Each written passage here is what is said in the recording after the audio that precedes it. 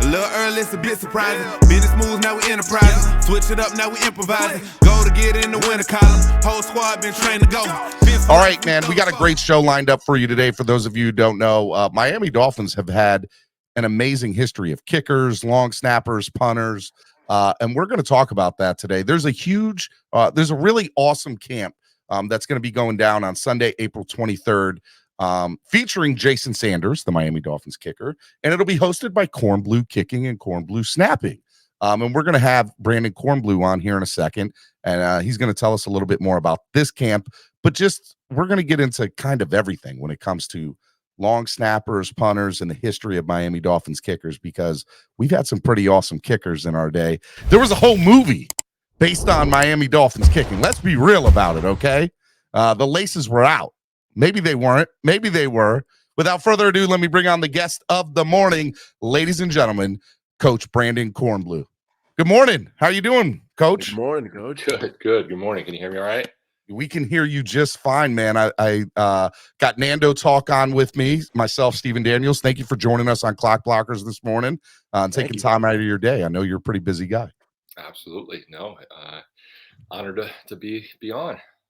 Well, look, let's kind of get started with our listeners knowing a little bit more about you and what you've done, and then obviously your creation of Kornblue Kicking.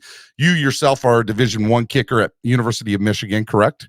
There's a lot of correlation between Miami Dolphins and Michigan. You know, Stephen Ross. A lot of the train moves back and forth between the two, I would say. Just tell me a little bit about your career in kicking and how you kind of evolved to start the camp. Well, I'm a South Florida native, born and raised in Boca Raton. Miami Dolphins season ticket holder since '87, when the time was Joe Robbie Stadium and the very first ever game, and kind of talking about the mesh between Michigan and Miami. You know, the first ever touchdown pass in that stadium ever. You know who threw that pass? I have no clue, but you're about to tell me, and I'm excited. I want to hear it. Jim Harbaugh. See, look at that. That's awesome. Michigan at its highest level down in South Florida. There you go. So he was playing for the Bears at the time. It was a preseason game. But yeah, I've been a Dolphins fan since I was a kid. And so a lot of history of following the Dolphins and obviously kickers specifically. At the time I was 6-7 years old, wanted to be a kicker, knew that. So really I never planned on turning it into a business as I have now, but just followed my heart and passion. Played through high school, won the Lou Groza Award as the kicker of the year in the area of Palm Beach County. Went on to Michigan, played for a national championship team in '97. You recognize some of my teammates. We had over 30 guys on that national championship team that played in the NFL. That's great. Charles Woodson won the Heisman, and Tom Brady. As some guys you probably recognize, and so it was just some incredible years, great experience there, just unmatched. And then as soon as I graduated, loved my time there, but man, you can't beat the South Florida weather, so came right back down and started coaching and teaching at my alma mater at Boca High, and then went on to after a couple years, I met my wife. I was playing arena football. I played 6 years of arena football, moved over here to the Naples, Fort Myers area where I live now, and started our camps in 2007. And so we've been, going and growing ever since then. One of the things that I think is really cool about your story, obviously us being Miami sports music, is that you are a Miami native and that you've stayed in the community and that you've built it up. Talk to me a little bit about the Miami or the South Florida community when it comes to, having your business evolve around that with young kickers, youth kickers. And I want to talk a little bit about the youth and getting them with kicking, punting, and long snapping. Well, I do camps all over the country, but South Florida is my base. And one of the reasons why I keep it that way is because, there's very, very few places in the entire country where you can do this year round. And so, I get guys, whether it's NFL guys or college guys or high school kids or even, middle school kids that will come down for private training year round, and we can do that in December, January, when it's 70, 80 degrees, and Just rub it in, why don't you? Okay, I'm up here in Baltimore, Brandon. And trust me, it's we have bipolar weather. So when any of you South Florida people, Nando's down there in South He Florida, gets a little touchy. So. I get a little touchy on this subject. Okay, I'm a little jealous. All right. I apologize. I thought you were down here. So okay. I do all my business down there, but I live up here with my wife and my children. So we'll just blame it on them. We'll just blame it on my family. He's a frequent flyer. He's a frequent flyer. Got it. So it's, South Florida is amazing. It's for so many reasons, but the sports scene is huge, and it's, there's fields everywhere, and there's people everywhere, and obviously football continues to grow and have success, in our country and in South Florida, but then also kicking and punting and long snapping continues to build and grow. So, you want that to, we're basically fitting a need where there's really not a lot of, great coaches or much coaching in the kicking world with teams, whether it's NFL teams, college teams, high school teams. So that's where we want to. I like it. Got a guest here. I get my guest all the time. Don't worry about it, man. You're totally fine. I like it. It's a family atmosphere here. All right. Well, let me ask you something. So one of the most famous kickers in our world now happens to be a guy who played 10 years in the NFL for the Indianapolis Colts, Pat McAfee, former punter, former kicker at West Virginia. Has somebody like him helped create a bigger brand? And no pun intended with his version for the brand. Is somebody like him and his status within football helped create an uprising in kickers and punters over the last 5 to 10 years, maybe? Or 2 to 3? Yeah, I think every bit helps, and so certainly he's intentionally tried to bring more attention to kickers and the importance of special teams and specialists, and it's still kind of an afterthought for a lot of coaches and a lot of teams. So there's still work to be done, but we're still getting called upon when the game's on the line, and the importance within the game is there, and people realize it. It's just unfortunate there's still not quite as much attention put onto it as other phases of the game, but it's certainly growing, and the more scholarships are being put on guys, and the opportunities are there. So anything that leads to more attention and more recognition, bigger spotlight for the community. It's a bigger spotlight for the community, which always helps. Sure. Last thing, let me just hit on this last subject as far as youth football is concerned. Obviously, concussions and CTE have been such a good thing, and the NFL has been trying to adopt ways which I think has hurt some of the kicking community, that kickoffs are a lot different now, and extra points are a lot different now, and just a lot of different things you're seeing changing within the game of football about kicking. How has that changed kind of your philosophy and how you go about teaching it? Because, there are some within the community that say, man, is kicking even going to be around in football in the next 10 or 15 years? I think it'll always be in the game. I'm not, naive, and I totally get that it's a part of the game, but it definitely has changed a lot in the last 5 years. Yeah.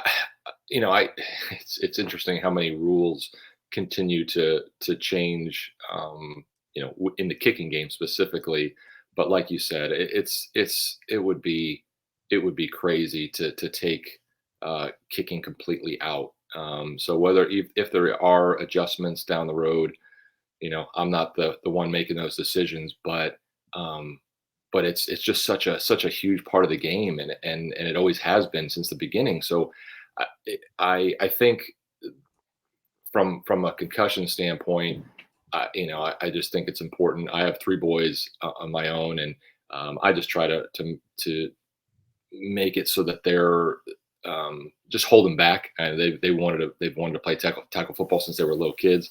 I've tried to delay the tackle part of it, as much as I could. I keep them involved with multiple sports. And then, but I always say that being a kicker or a specialist is a mom's favorite position because there's just less head-to-head contact than any other position. So it's a part of the game. It's become so much safer than ever before. And I think if you look at the statistics, there's more concussions in soccer than there are in football. So there's risk to every sport, and obviously. I feel like more moms though would want their kids to, because my wife talks about it all the time. We're not going to let them play tackle or my son play tackle till high school. But I can tell you right now, as far as that's concerned, she's always like, you can always become a kicker and a punter. And I'm like, yep, you sure can. You can make a lot of money doing it and be perfectly safe. And you can be like Thomas Morstead and not even kick a punt in a game and still collect an NFL paycheck. And it's always a good thing, right? Absolutely. Fun time. For sure. Nando, you want to go real quick? Yeah, man, I think it's really cool. Like you said, like the kicking game has changed over the last couple of years. Has it been hard for you guys to like adapt that, especially with your camp, like extra points going from so close 17 yards away? And I think that's like 37 yards, 34 yards away now. So like 33. 33, got you. But that pushback, was that like a big change in how you ran the camp and how you had to like teach the next generation of kickers, I guess? Or no, if anything, I think it might help in the fact that now kickers have to be better, and they've gotten better. That's why they made that rule, is because kickers have gotten so good. They every year they improve. And whereas you look at some of the old, if we want to go back, and we're going to, I'm sure, talk about some of these former Dolphin kickers, and they were incredible. Everybody looked at them in such a positive light. But you look at their numbers then compared to now. And, Jay Feely's a really, really close friend of mine. He played his best, 14 years in the NFL, and his one season with the Dolphins, he was, I think, 91% on field goals. Nice. He got cut after that year, wow. And it's just nuts that, he was released for probably a different reason. And Parcells didn't like his being outspoken in the media, but the fact that you would cut a guy like that is just crazy. And so, but, those numbers. Well, Brandon, as Dolphin fans, there have been a lot of players that have been cut over the years where we have definitely scratched our heads and said, what are they doing? Right. What is this? So, look, you're a season ticket holder. You're a fan. You get it. You understand. You feel the pain that we have felt for years and decades. You understand it. All right. Let me dive into, I want to talk about long snappers, punters, then kickers, and then we'll talk about the camp at the end. Long snappers is a very interesting position in the NFL, or in football, period. I played it in high school. I was a center in high school, and in high school in North Carolina, your center was also your long snapper. And so, I played that position, and I always found it very interesting as I grew older. And I didn't play college football or anything, but I saw that long snapper just became a position on its own and became a specialized position on its own. Talk about long snapper. And then obviously the Dolphins have had a couple of really good ones in John Denny, and obviously our current one now. And we've had some really good luck with some long snappers as Dolphins fans. Well, with long snapping, the best ones are the ones you don't know their name. And that's just the reality. It's kickers and punters, I would say punters more than kickers, are kind of an underappreciated position sometimes. But long snappers are the epitome of it, where you just, you don't know their names. There's no stats. It's really hard to recognize them for All-American teams and those kind of things, because it's just that kind of thankless position, but it's so crucial. And so, yeah, when I was in high school and college, the long snappers were guys that played other positions, and then just that was what they did. But then there was a snapper when I was at Michigan a few years. When I was there, after a few years, we had a guy that was just a snapper, and so that was kind of the time when it started. People started paying more attention to it, and it became a specialized position again, or for the first time, and really guys would just do that. Lou Groza, the Lou Groza Award of the Kicker of the Year, Groza played other positions, and he was great at other positions. Mhm. But over time, that obviously has changed, and now it's something where guys just devote their time 100% to. So it's a position that typically it's a linebacker or a tight end type mold that coaches are looking for. You've got to have that skill and precision and a passion to do it, because it does take so much perfection and accuracy to be able to put it in that same place every time. But yeah, you want to be strong and mentally tough and all those things, and it's certainly something where there's a market for it. And I think it was a Sporting News a few years back labeled the long snapper as the best position in all of sports, and they ranked all these different things, referees and different things, and then the long snapper was number one overall. Long snapper is very interesting. Right. And one of the things that I find interesting, especially, and this is a good way to obviously incorporate your camp. I'm sure for years you've been obviously teaching kicking and everything, and then to probably get snapping involved. I see Kornblue snapping.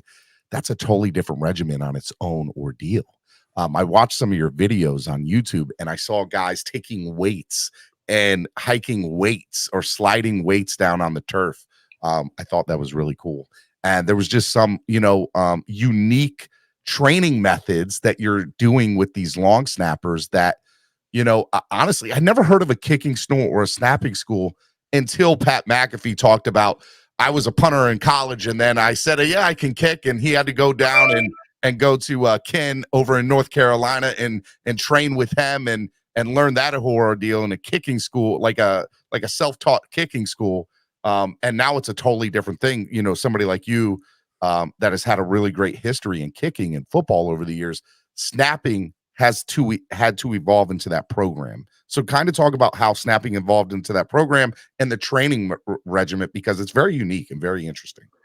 So I go to the National Coaches Convention every year, and I spend 3 or 4 days in person with almost every college coach in the country is there, and from a recruiting standpoint, just building those relationships with those coaches and trying to let these guys know that, hey, I've got a couple guys, these guys are available, and it's trying to find out which schools are looking and all that kind of stuff. Well, I think it was the first or second year of that convention, I would talk, hey coach, do you need kicker, punter? And I kept getting the response to that was, well, I don't think so, but we need a snapper.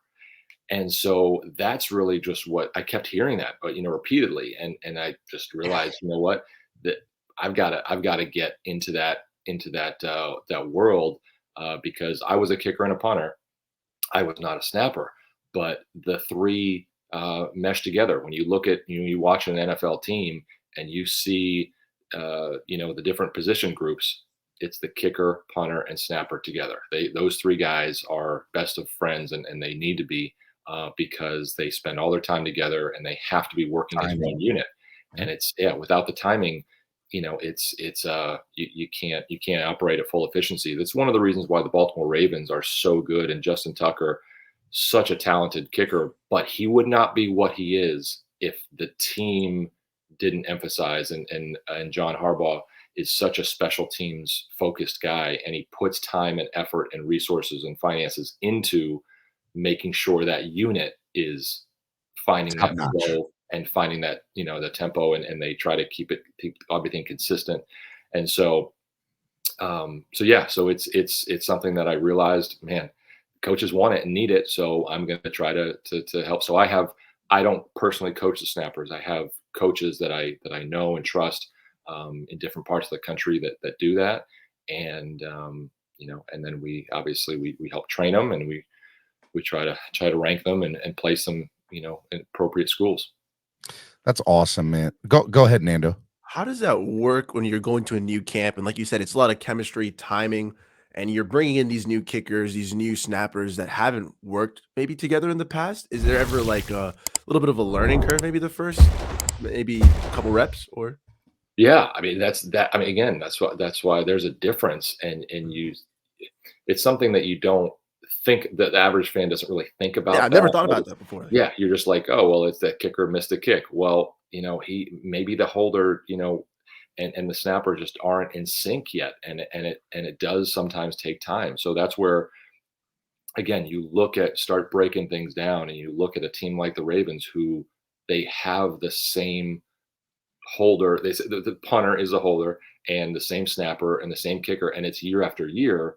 That And you look at consistency. their numbers and that consistency and that rhythm, and just they're all comfortable with each other, and they just have that same timing. It's just like a receiver and a quarterback, right? I mean, it for Tom Brady to know where his receivers are going to be.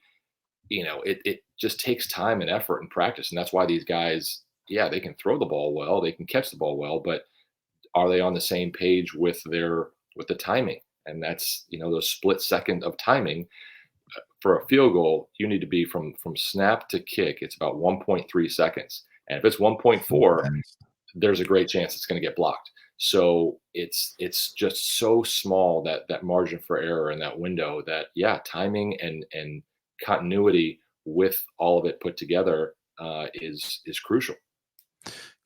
Dolphins, just last thing on snappers, and then we'll get into the punters.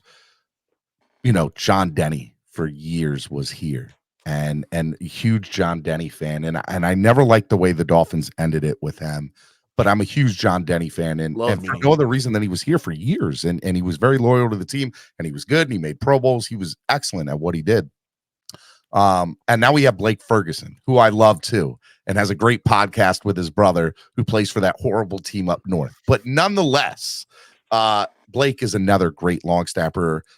As a Dolphins fan, and you having a unique perspective on that position, what were your thoughts always on John Denny, and obviously now with Blake Ferguson?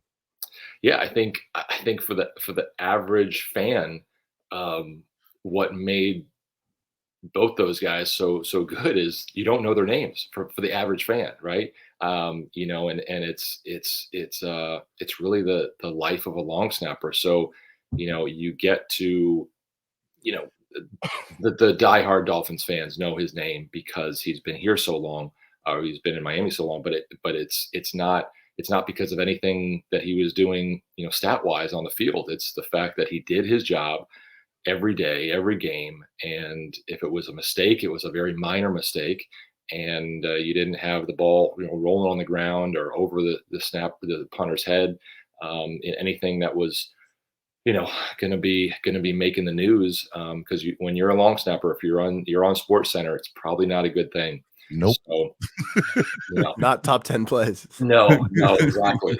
You don't want to be that if you're a snapper. So that's kind of where those snappers live, and it's not easy. It's not, everybody can't do it. It's not something that I don't think the Antonio Browns of the world would do very well as a long snapper, because they're not getting much attention, and so, but they're getting paid. So They are. How hard is it to manage that? I was going to ask that more for kickers. My buddy was a high school kicker, and I remember like when he would make extra points, he'd miss a kick, people would get mad, or they wouldn't care if he made little extra points. But when he made a kick to send us from state semis to state finals, oh, everyone was talking about Orrin. Then everybody was loving it. But then how do you manage that as a special teamer, as a long snapper, as a kicker, going from they don't know my name, they don't care, to if I mess up, then everybody's talking about me. How does that mental aspect also? Well, that's what, the longer that you do it, you're going to experience failure.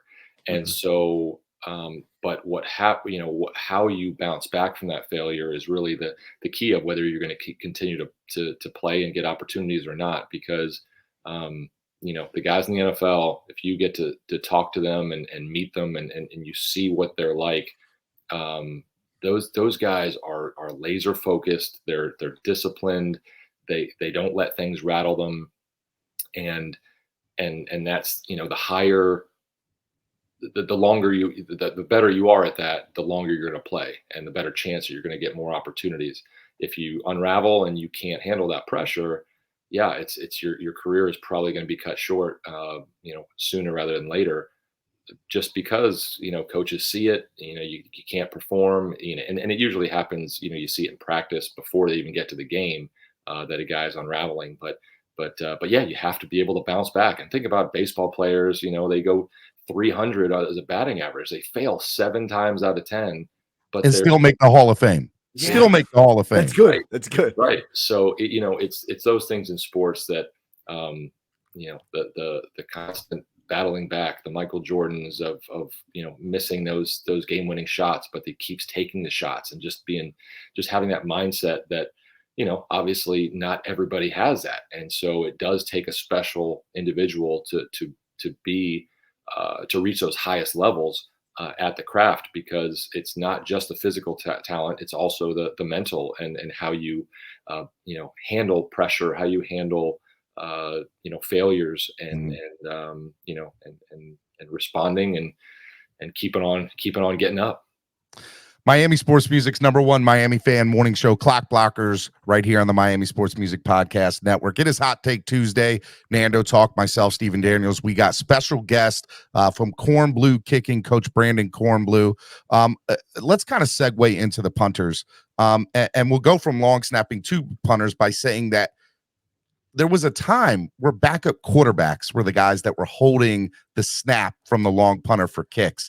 And eventually somebody somewhere said, why don't we have the punter taking the snap and holding the talk to me about the evolution from the backup quarterback to the punter taking the snap on field goal kicks.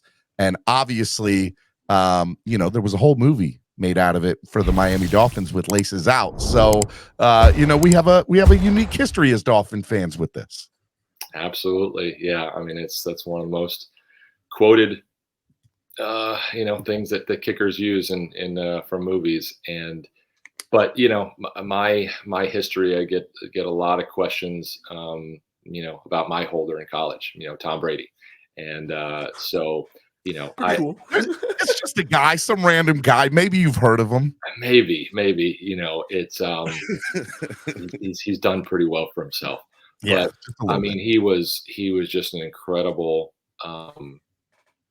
leader and quarterback in college, and he's the same guy that you see now. All the respect that he gets from every team that he's been a part of, and every teammate, and the other opposing teams and players. I mean, it's just that's who he was when I met him and knew him in 5 years at Michigan. But he was a quarterback, and so and he was a good holder. But he did an incredible job for me. I had one field goal at Michigan, and he put it down for me. And I'm forever grateful to him for that, because I lived a dream of mine in playing at Michigan. And he was a huge piece of that. But he wasn't with the kickers and punters during practice. He was working on his craft at throwing the ball, and so. So I don't know at what point that, I don't remember exactly where that transitioned, but certainly in that time frame, it's coaches have realized that the punter is with the kickers, all the time, and it just makes sense that those guys they have to have a certain level of having good hands. They have to catch the ball from that snapper. Every time, if you drop it, again, just like a snapper getting attention. If a punter drops the ball, he's getting attention in a negative way. So he's got to have good hands and be able to release and drop it, as well as be able to hit it with his foot and his leg. So the importance of it is crucial, and just the amount of time that you spend when you have that unit of the long snapper, the punter / holder, and the kicker is typically what you see. And, I think even 5-6 years ago, there used to be kickoff specialists in the NFL. You have, four guys sometimes for some teams. Now, I don't think this year there was any team that had 4. It was everybody is now at either the punter kicks off or the kicker does, but you don't have 4. It's now streamlined into 3. So Yep. it's just that's what Anything to make an extra roster spot or a roster position or save money. Exactly. But again, that's part of the game that has evolved, right? look, let's kind of talk about punting from a standpoint of, how it's worked in the history of the game. Punting is a very unique position. And I wonder, are there kids in high school that are maybe kickers that transition to punters when they get to college? How does that kind of work out as far as what do you look for when you're looking at somebody that's going to be able to punt? Is it just they pick up a ball one day and they kick it and you're like, okay, there's something there? Or do you see something in them and maybe another position where you're like, hey, why don't you try to punt this real quick? Let's see what you can do. Yeah, there's part of that, but what I try to encourage at all our camps and training sessions is that guys who kick, that they learn how to punt. If they're naturally, most kickers come from a soccer background and they have that experience of swinging through the ball. However, kicking a soccer ball is much different than kicking a football, and then punting a football is much different than kicking a football. And so it really comes down to the passion and for a guy, if he has a liking or a certain skill set that maybe there's something here, and then they're willing to work at it and get the right training, then the sky's the limit, because there's just not as many guys wanting to be a punter as there are wanting to be a quarterback or a receiver. So you have a need, and it's a difficult skill to learn. It is. Kickers' lives matters, Cruz Ruiz says. Absolutely, they do. So, the fact that to with kicking a football, with place kicking, the ball is stationary. It's on the ground. It's on a tee, or it's being held, and the ball is stationary. With punting, you're moving, and you've got to extend that ball out there and drop the balls in the air as you're moving through it. It's a more difficult skill, in my opinion, than kicking. And so that's why there's fewer of them, and that's why it's easier. You can take a soccer player off the field, line them up for an extra point, and they're going to make it most of the time, just without any training. Is that what you tell coaches to look for, by the way, high school coaches? Do you tell them to go to the soccer team and look to see who has the best leg? Do you tell them that? Yeah, that's kind of the standard, is what usually happens.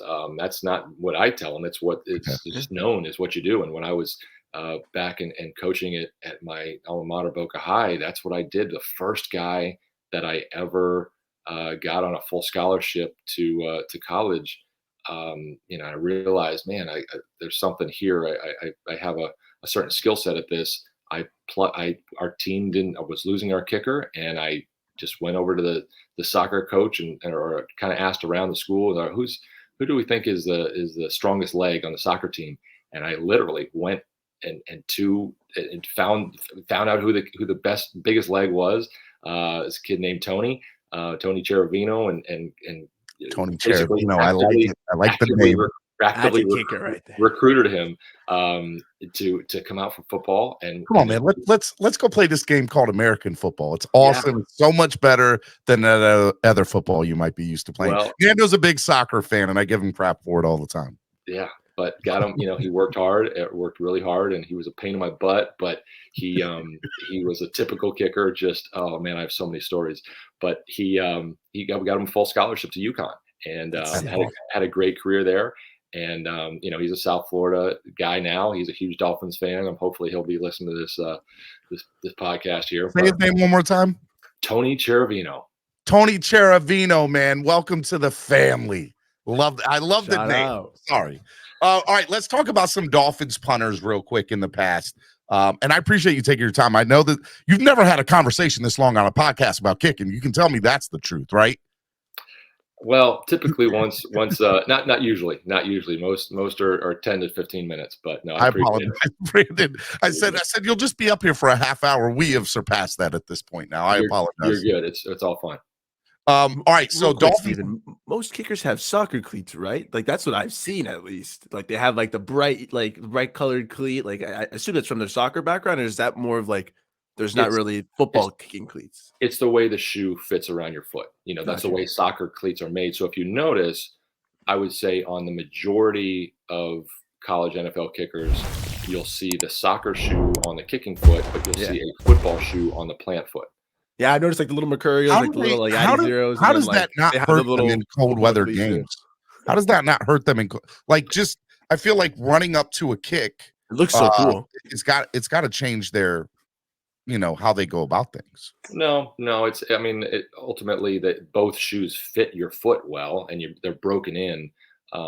It's just the one shoe has maybe a softer leather and forms around your foot to hit the ball cleaner, and the other shoe has more ankle stability for your planting, and at a different bottom, different cleats that stick in the ground a little better. Whereas on your kicking shoe, you don't want any cleats. You don't want anything getting in the way as your foot scoops the ground as a field goal kicker. So it's just those little tiny things. But ultimately, overall, I mean, at the high school level, most of those guys, they can't afford to buy two different pairs of shoes, so they're just using soccer shoes on both feet. But as you get older, and college and pro teams obviously can afford to get you as many shoes as you want, then that's where guys specialize and say, all right, this feels more comfortable. And to add to that, most kickers will have a size or two smaller on their kicking foot to conform to their foot. Okay. So you don't, it's painful. It helps your kicking, but it's painful to keep that shoe on there. So you don't need to have that same pain on both feet. You just have it on the one. There should definitely be a service that sells just like one pair of soccer shoes for kickers. Like, can I get a empty pairs. right-handed kicking soccer shoe, please? Especially if it's too small, like 2 sizes too small. Like that means I can't even play soccer with that afterwards. It's like I've got to get like wasted a whole pair of shoes, and Nando feels some way about this. It looks so cool, man. I always remember my buddy wearing his little Cristiano Ronaldo, just going out there drilling kicks, man. I think it looks sick. So I didn't know that was specifically because of the way it's shaped too. Oh man, that's awesome. Thank you. Just a quick question. George Blanda is the one with the half of the foot, right? And had the boot on. That was Tom Dempsey. Okay. There's always been in the kicking community a conspiracy theory that helped him. Yes or no? Did it? I mean, there's always been a debate within the kicking community. Matt Prater and Justin Tucker have kind of put that conversation to bed because his record is now broken. So, here or there, it was legendary kick. I mean, it was amazing 63-yarder. I whether it did or didn't bother me too much. Certain things, bother me, but that's not one of them. And especially now that those guys have shattered that record. Those records. 66. Tucker was just crazy. Just indoors. We'll get into the kickers in a minute. Let's just end on the punters, the Dolphins and the punters over the years. Brandon Fields, Reggie Roby, Matt Hatt, Matt Turk, a lot of Matts, man. Matt Darr, Matt Pilardi, Thomas Morstead, who I was hoping was going to stay another year. That didn't happen. Name some punters for you that you can remember, or that any of those names reach out to you with punters for the Dolphins over the years. Well, I grew up with Reggie Roby, and he's just a legend. I mean, those tree trunk legs, and he was a beast. And they don't get much better than him. How many years was he with the Dolphins? Do you remember? Reggie Roby was with them from 1983 to 1992, 9 years with the Miami Dolphins. He played in 145 games, and he averaged 43.3 yards per punt. And so he definitely hit some. Heck of a leg. Yeah, to me, when you think about Dolphins punters, I mean, he's the one that I grew up with, and if you're old enough to be watching games at that time and following, I mean, it's tough to beat what he's done. But yeah, like you said, there's been several great punters through the years in Dolphins history, and being in South Florida makes it a little bit easier to control weather. It's not quite as bad as some of the up north experiences, but yeah, no, there's been just like there's been great snappers and great kickers, there's been some great punters in Dolphin history for sure. Let me ask you one last question about punters. So the Dolphins obviously had Thomas Morstead last year. Everybody was very happy with him. We have a new punter coming from the New England Patriots, who is a former Pro Bowler. He's, obviously had some success. As Dolphin fans that are watching right now, what do we want to look for in a punter? What makes a punter a good NFL punter? Well, it's consistency. So, almost all those guys who are in the NFL have the leg power to hit the 5-0 hang time and 60-yard bombs, but you got to control it. You got to it's some of those guys who hit the long drivers, but leave their coverage teams high and dry with a big head start to run and see the lanes. That hurts sometimes. So it's kind of combining that hang time with the distance is what is ideal. Obviously, directional punting is one of those things that's tough for a fan to see, but is a big part of what the coaches want to see in their guys, and kind of how they how they help determine who's going to be their guy and who's going to stick with it and make their roster.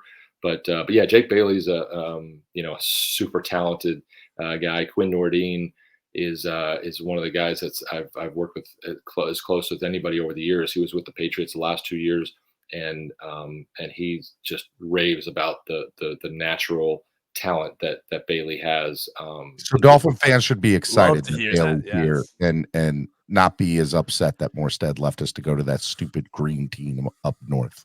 No, I Morstead. I mean, I love Morstead in terms of his technique. Is the His swagger was unmatched too.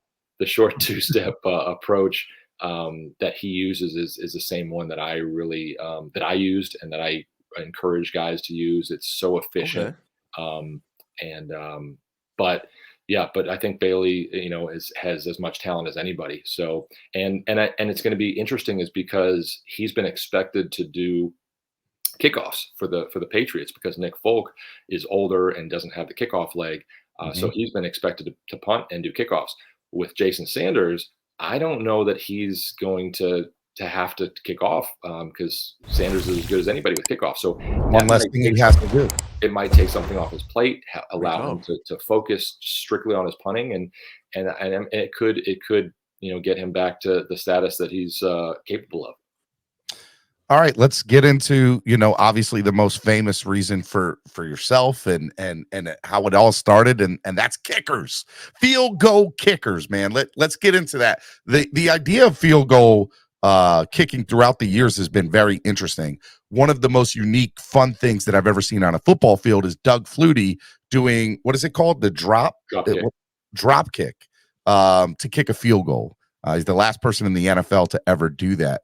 Why don't you talk to me about, the evolution of the field goal kick and kind of your unique perspective on it, playing in Division I football, playing in national championships and kicking and just the kind of the pressure of it. Well, it's like we mentioned earlier, it is a huge part of the game.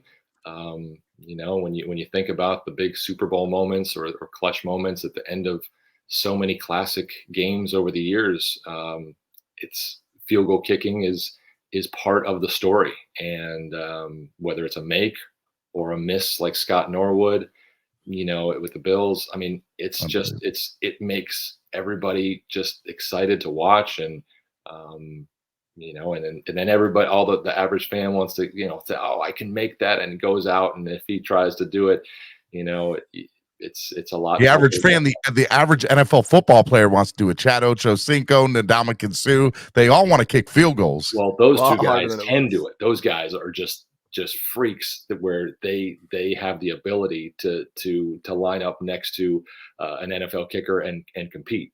Those guys can do anything they want to do. But yeah, it's a skill that takes a lot of time and effort. And again, perfection is what is expected. And so you have to have a mentality of, I'm going in to make, every kick. And if I miss, one miss cannot become two. I've got to battle back and make, every time that I'm put out in the field. But it's a challenge because, a quarterback gets to miss a throw or throw an interception and then come right back and go at it again. A kicker sometimes has to sit on that for a quarter, an hour or more. Maybe even a game. Maybe it ended the game, and then he doesn't get a chance to kick till maybe the next half of the second game or whatever. Exactly. The mental So, part. yeah. So that's where the mental piece of the position is so crucial, and it's something that I talk about all the time at our camps. There's books that I recommend, and I meeting with sports psychologists. As a Christian, like my faith is a huge piece of just Fellow having. brother, what's up, man? I like you. I knew I liked you, Brandon. You're a pretty good guy. And so that piece of being on the field and your off the field life being not all out of sorts and all out of control leads to having an even keel and stability on the field. And so it's those kind of things that college coaches, NFL coaches look for. Jake Moody, who's Michigan's all-time leading kicker and is projected to be the top kicker in this year's draft, is a guy that I've worked with since he was in middle school. He came down to Naples this offseason for his pre-draft training, and one of the things that makes him so good is he is just like this all the time. He is just, there's no up and down. You just wonder sometimes if he has a pulse, but it makes him such a great kicker. It's kind of that he's the mold of, he doesn't get too high and doesn't get too low.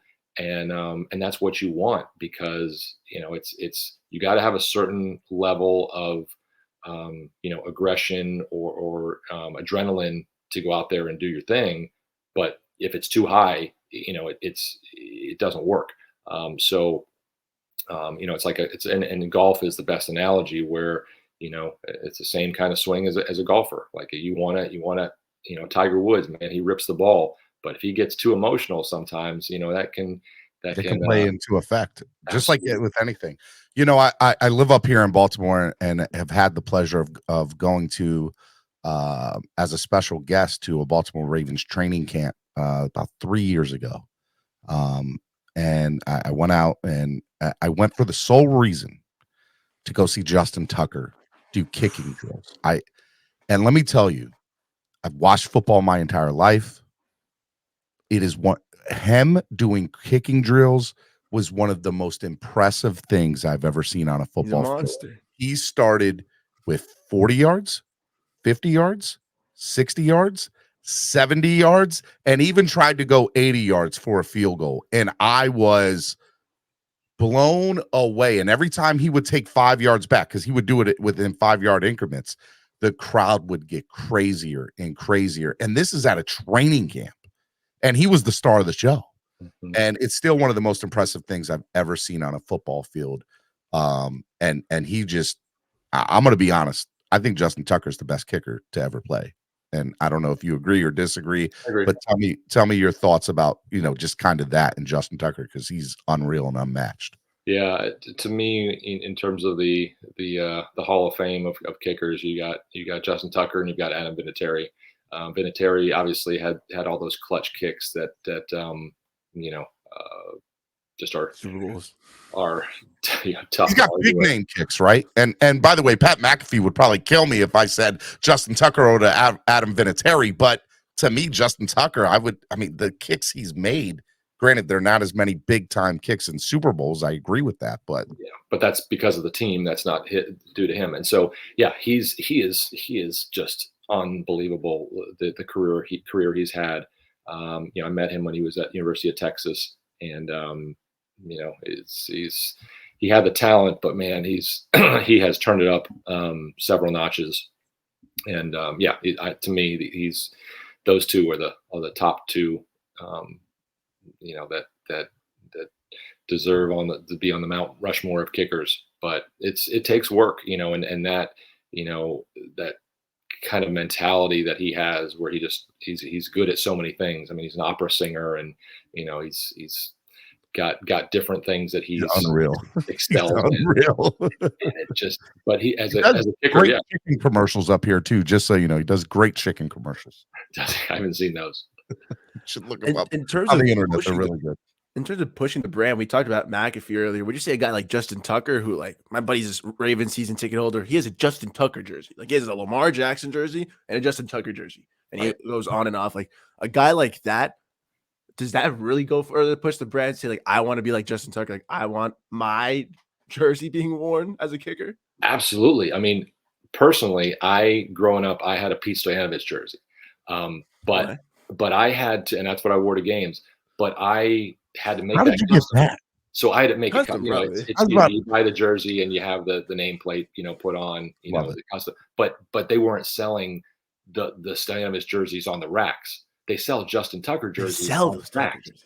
And they go like hotcakes, let me tell you. So that's where, yeah, that's Tucker has taken, you know, he's helped kickers, you know, in the kicking game for sure. And anytime that kind of success happens, it's great for what we do and the recognition. So, you know, when you break a record as he did with the 66 yarder, you know, it was the talk of the internet and talk of, you know, sports radio and Sports Center and all that. It's a huge accomplishment and milestone, and you know, but it's not easy to do that.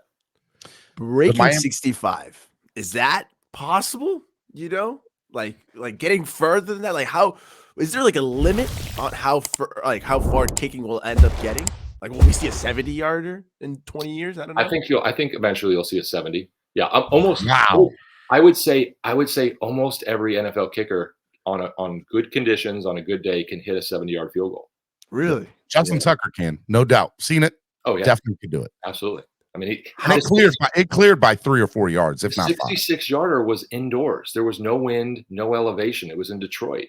You know, think of most of several of the Jason Elam, Matt Prater, those kicks were in Colorado with Denver, mile high, yeah, the elevation. that altitude. That makes a difference. That makes a big difference. So what Tucker did was really, it was unreal, extraordinary. It was unreal. It was a shattering of a record.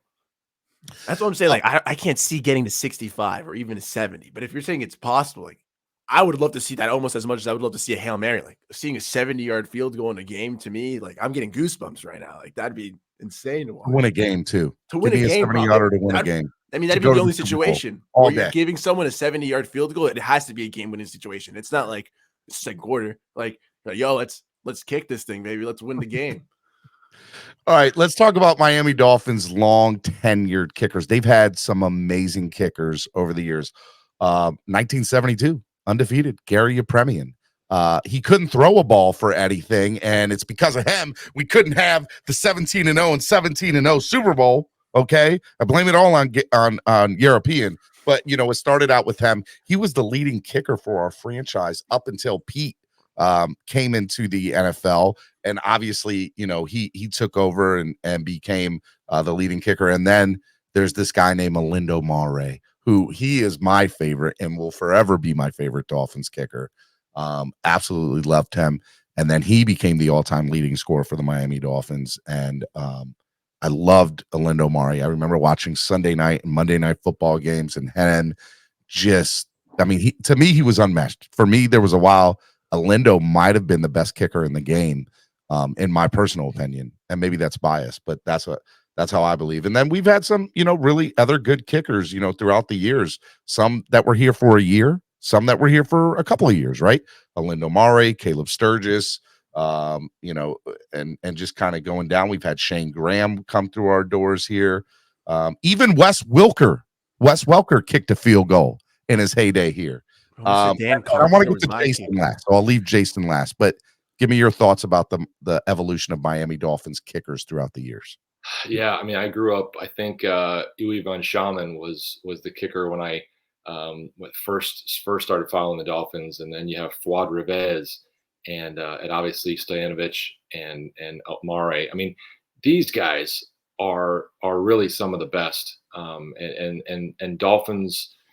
I think if you had the quality of player at every position that the Dolphins have had at kicker, we'd have won some Super Bowls, a lot more. You know, because those guys have been clutch and made some clutch kicks. And I think that's what makes Mare so, memorable, is because he made so many tough kicks and important kicks that needed to be made.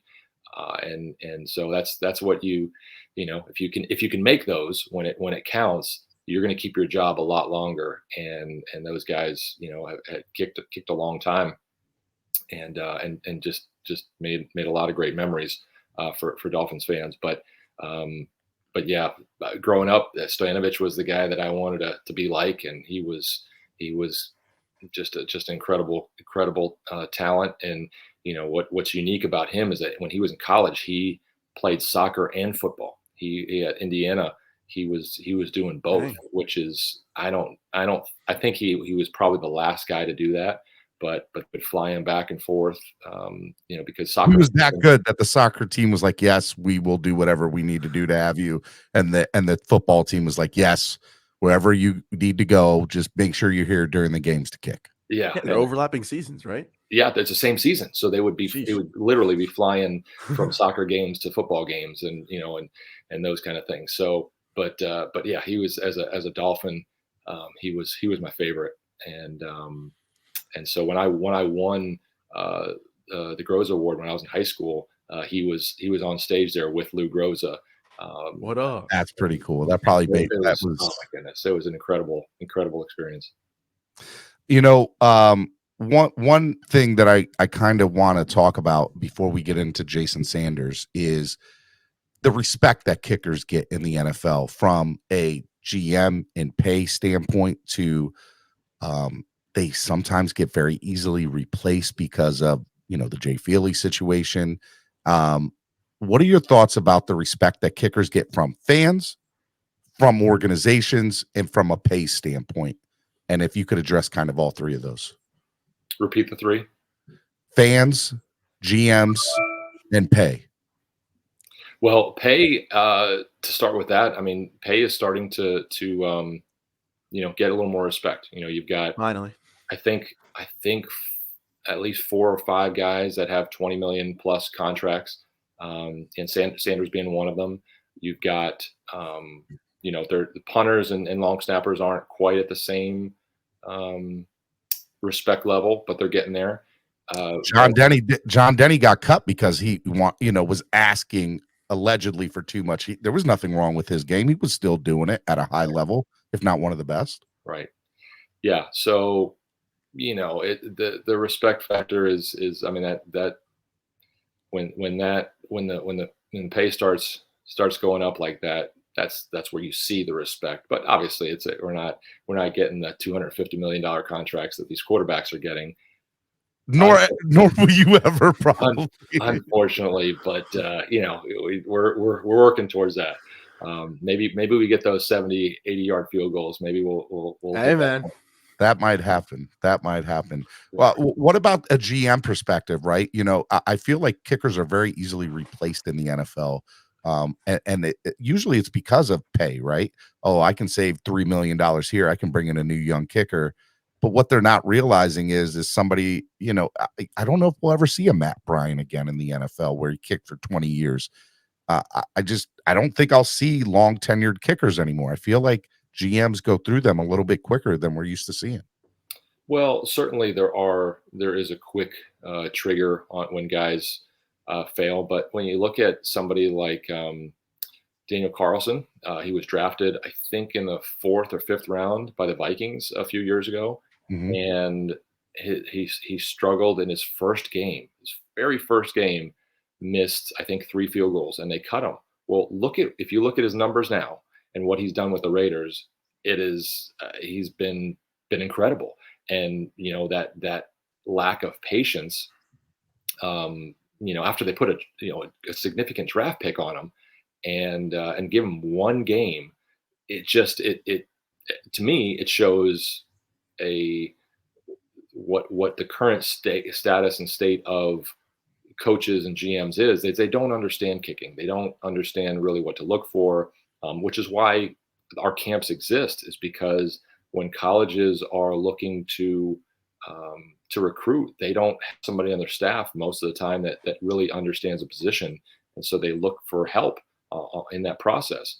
And the rivals and the 247 Sports and all that, they don't rank kickers. All their analysts, they feel comfortable with every other position, but when it comes to specialists, they kind of leave it to guys like me to help them, because they don't know what to look for. So it's across the board at all levels, and that's just the way it is right now. So if you can have a broader view, or somebody on your staff who really understands what to look for, and you invest in that, then I think you're going to see more patience. You're going to have a better selection process, a more thorough selection process, and then a little more patience with a guy, instead of just cutting him right away. But you see, guys do last a long time, more so than any other position. So it's, if you find the right guy and you see he's doing it year after year, you realize there's a much, I have to pay a little bit more, but there's much less risk that he's going to let us down when we need him. Great segue into Jason Sanders, right? Jason Sanders had a really lights out year a couple of years ago, struggled last year a little bit. If you ask some of the fan base, they say, bring in somebody else, let's have competition. There's some of the fan base that says, no, he's entitled to have, some missed kicks. He's still a great kicker. He's still a lights out kicker. And to your point, Chris Greer has been very patient with him and say, no, this guy's one of the best in the league. Just give me your thoughts on Jason Sanders, where you see him currently within, the Miami Dolphins, as well as compared to the rest of the league. What are your thoughts on Jason Sanders? He's an incredible kicker.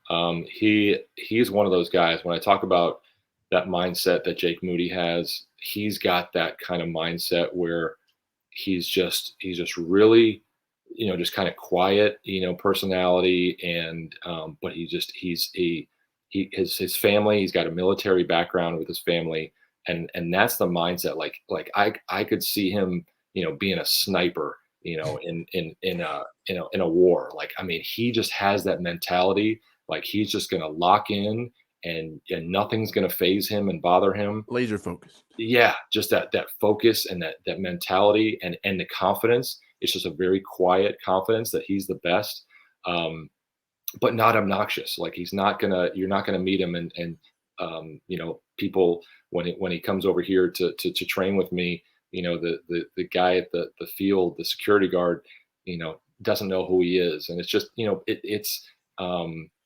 he's humble, but just he's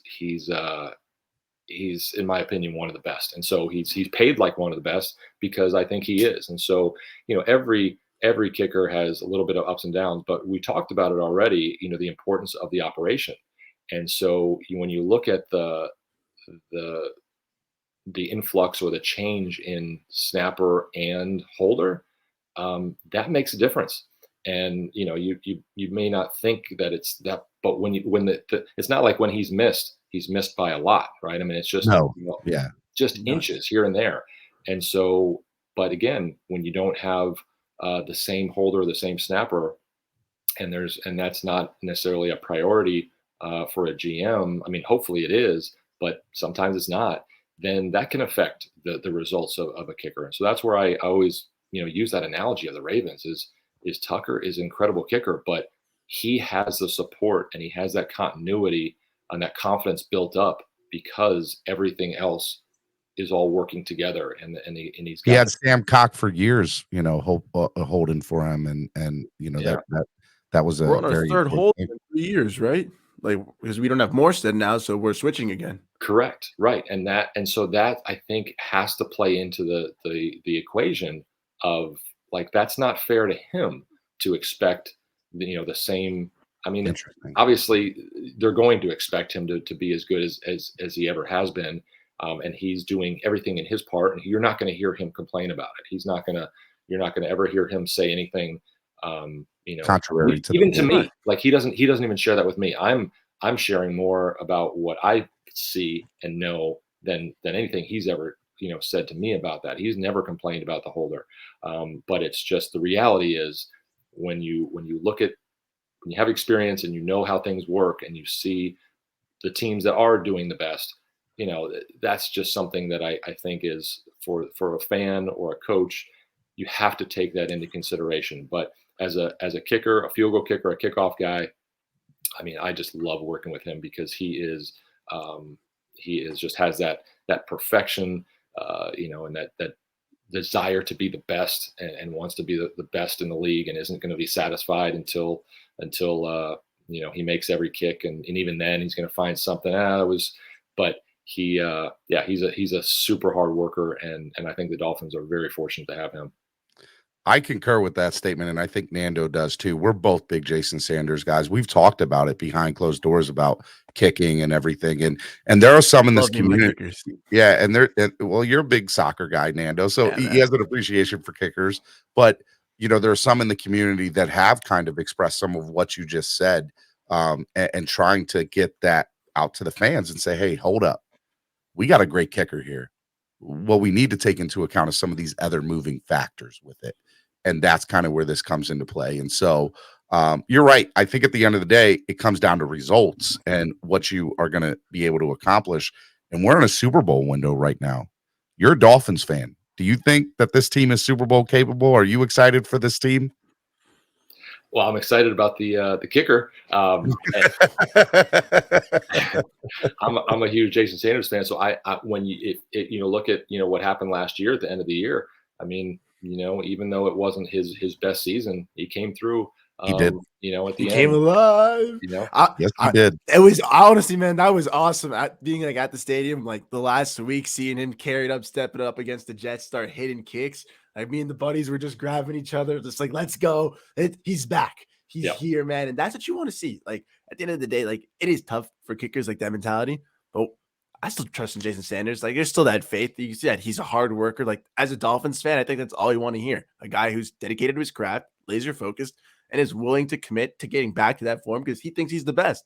That's what I want. Like let's do it, Brandon. I'm excited, man. I think what the Dolphins are doing right now is a lot of positive things, and it's certainly an exciting time to be a Dolphins fan. Yes, it is.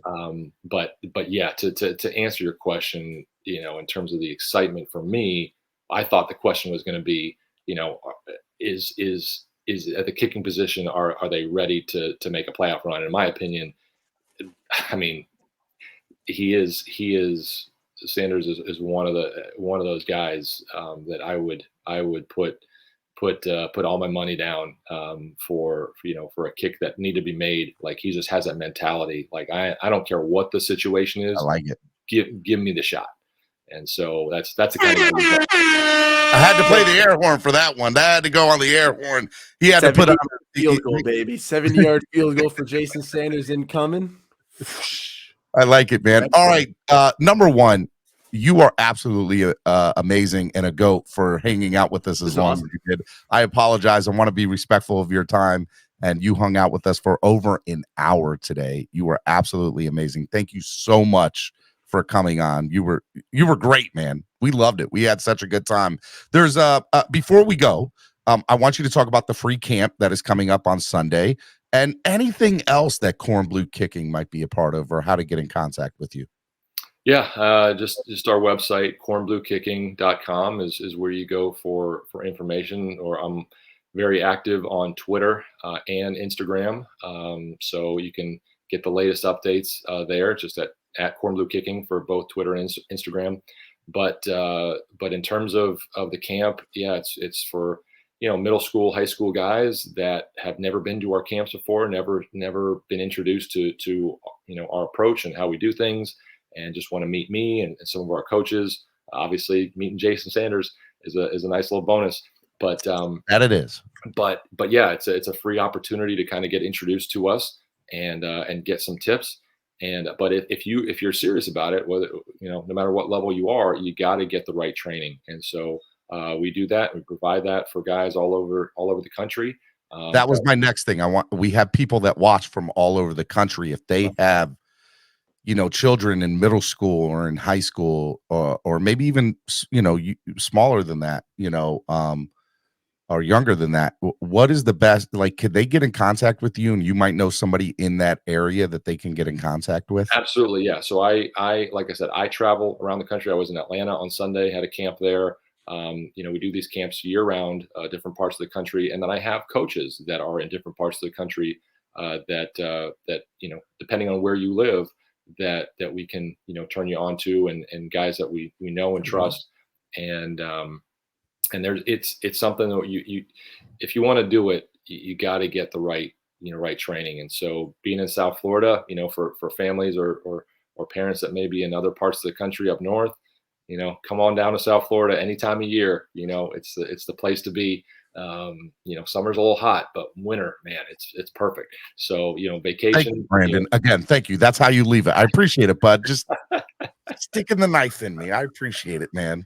Brandon, you were so awesome today. Any last thing you want to say before you go? Thank you so much for coming on.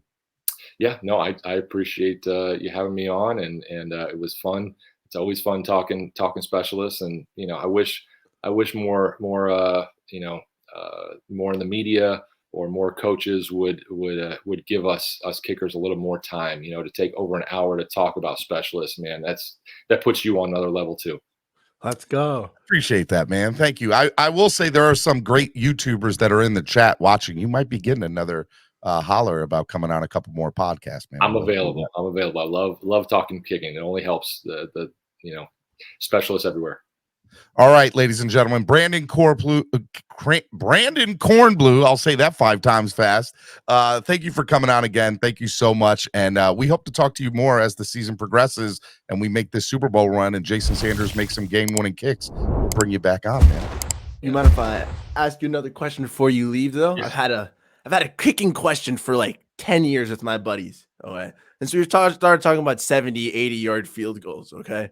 Yeah. We've had even Janikowski going in the first round, Aguayo going in the second round. There's a kicker. He's number 1 on your Fab 50 going into college. He goes into college. He's drilling 70 yarders consistently. Are we talking about another first round kicker? Like how valuable is that? If we got a kicker who could start hitting 70 yarders, is that another situation you get in the first round, or is it still not enough respect for the kicking world? So you look at if you look at Sebastian Janikowski's career, Mm-hmm. I mean, I think he was worth that late first round pick, right? First top 10 pick, I think that's probably stretching it, but a late first round pick, I think what hurt. So with Jake Moody, he's probably the most NFL ready kicker I've ever worked with. I think he legitimately could be a second round pick, or a late first. I mean, really, in terms of what the talent that he has, and what I expect his career to be.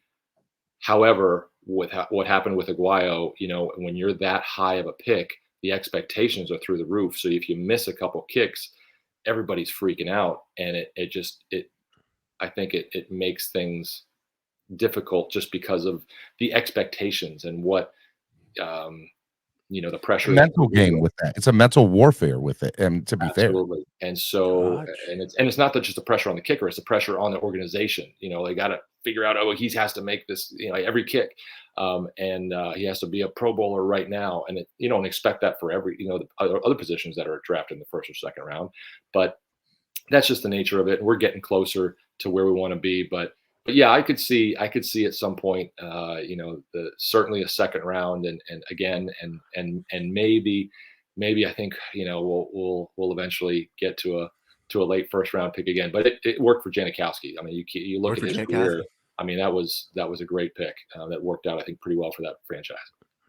Brandon, if you always have anything you want us to promote, please send it on down. We would love to promote anything you guys have. You guys are absolutely amazing over at Kornblue Kicking, and you yourself are just awesome. And thank you for coming on today, man. Absolutely. All right. Great chat with you guys. Thank you, man. Be good. That was awesome. That was sick. That was awesome, man. That was sick. He is awesome. We spent over an hour talking to him about kicking. Kickers are people too, man. Kickers are people too.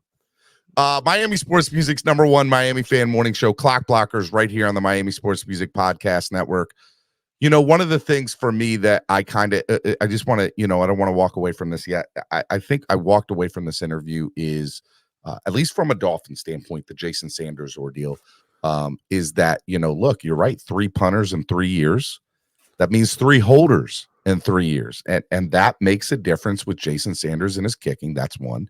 The other thing that I kind of took away from this ordeal too is how much time and effort and work goes into the craft of long snapping, punting, kicking, and just kind of how they all work in one. Would you agree with that?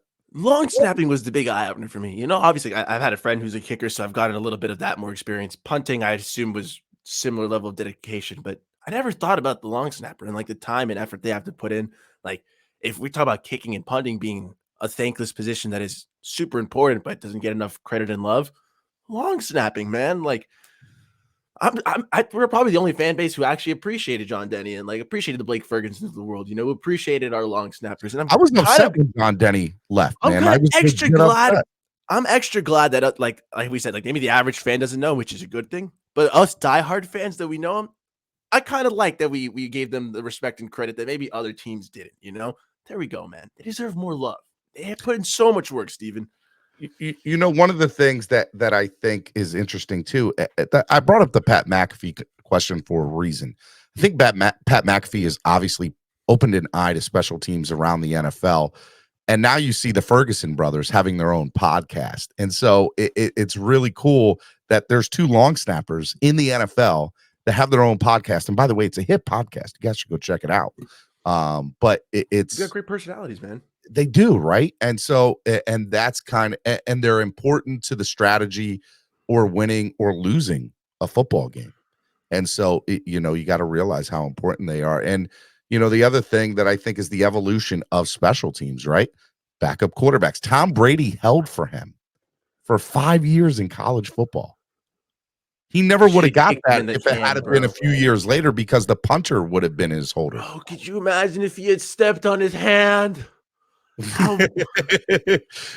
We should ask Brandon that the next. Do you realize, like, you kind of you could have ended his career, man. You could, as a Dolphins fan, you could have ended Brady's career. How dare you?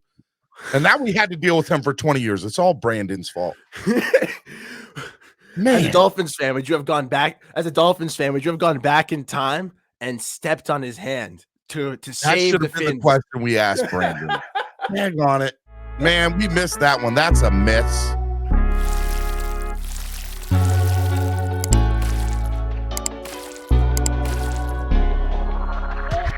I know the whole city rising. A little early, it's a bit surprising. Business moves, now we enterprising. Switch it up, now we improvising. Go to get in the winter column.